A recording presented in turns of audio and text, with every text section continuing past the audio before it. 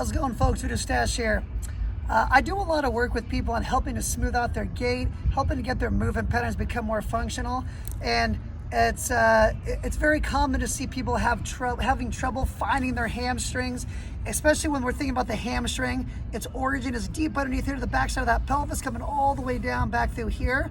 So like a lot of times I'll see people only know how to use the upper part of the lower part of their hamstring, or maybe the middle, but they oftentimes struggle with finding down in through here. When I see that problem going on, it has to oftentimes do with the position of their pelvis. Their lower back tends to be super, super stiff, like a rod, like straight up and down, like no curvature whatsoever. And what that does, it's taking that pelvis and dumping it forward like this, kind of jamming all that stuff up. So anytime you try to find the hamstring back here, it's really hard to find it. So what I'm gonna do is I'm gonna show you a way that you can help kind of modify that, give the pelvis a little bit of a posterior tuck.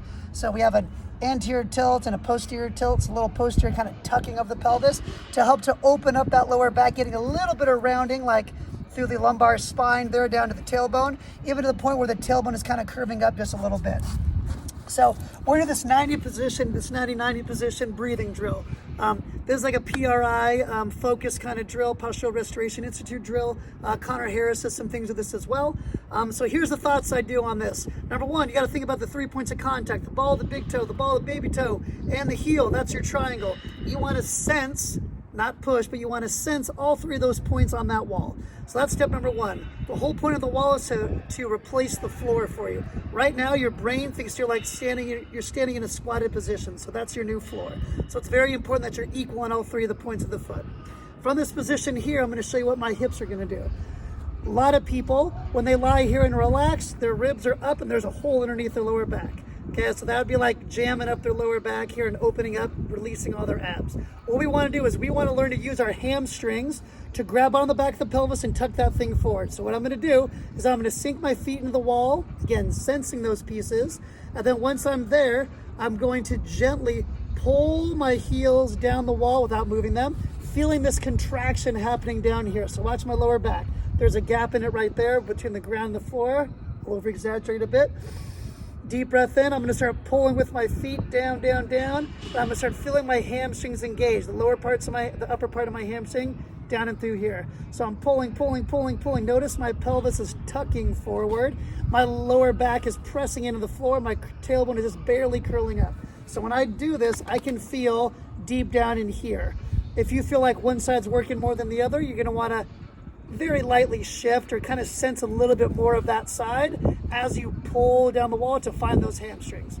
Now, if you do that and you're like, I can't feel it at all, this is where the little roller, I'm using a half dome here. You can use a rolled up mat, a towel, pillow, something like that. You're gonna place that thing just underneath your hips just a little bit.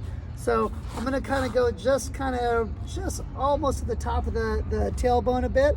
And just in sitting here, gravity alone, watching my hips, if I totally relax, it's already making me kind of tuck forward this way. So I'm already kind of started in a biased position of like I'm already posteriorly tucked, which for a lot of people, it's hard to find that. So once you're there, now sense your 3 points in the floor, deep breath in, and start gently pulling, pulling, pulling. And man, that really helps you to find that origin of that hamstring right away. So you start learning how to use the deepest, the thickest part of that hamstring right there. From that position there, you take a deep breath in, feeling those ribs expand. Long open mouth exhale like you're fogging up a mirror. That should last 6 seconds or more. The last few seconds of that is when you'll feel that contraction here, and that's gonna help continually to tuck your pelvis and really get those hamstrings to work. You're looking for 3 to 4 out of 10 in terms of tension. You're not trying to be super hard with this. And you can also get some air into your upper back and open some other pieces up with your arms here. If you reach about 45 degrees, gently reaching forward, just enough to separate the shoulder blades out. Boom. Deep breath in, pull that lower back into the floor through the hamstrings, not just using your abs. You got to feel the hamstrings are the number one. Now you're going to exhale, exhale, exhale. If there's no air left, you're going to shoot air into your upper back and your front of your rib cage here and get those hamstrings to work and those abs to engage all at once. So again, if you can feel this already, cool. Then you don't need the roller. You can just sit there and pull, pull, pull and find it. But if you're feeling a lot of work up here and you can't quite get deep down there, then go and throw that roller, something underneath there to help kind of promote that positioning for you. So again, great way to reconnect the hamstrings to the pelvis, understanding how to use that to control, and I guarantee that'll help smooth the gait out and make your whole body feel a lot better. Enjoy.